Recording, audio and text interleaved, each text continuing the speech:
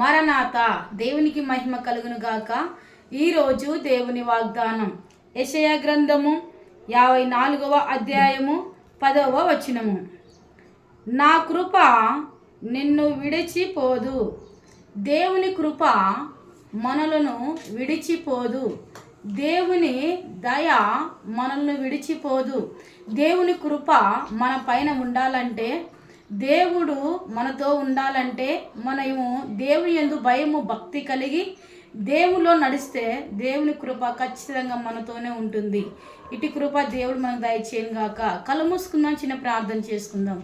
దయగలిగిన తండ్రి, కృప కలిగిన యేసయ్యా నీకు వందనములు. ఈ సమయంలో నా తండ్రి అయ్యా నీ కృప దేవా మరణన మమ్మల్ని విడిచిపోదని దేవా వాగ్దానం చేసేవి దినము. అయ్యా ఈ దినమంతా నీ కృపలో దేవ మమ్మల్ని మీరు భద్రపరిచి మీరు మహిమ పొందమని ఈ వాగ్దానం చూస్తున్న ప్రతి ఒక్కరి పైన కూడా దేవా నీ కృప నుంచి మీరే మహిమ పొందమని యేసు నామమున ప్రార్థిస్తుంటున్నాను పరమ తండ్రి. ఆమేన్.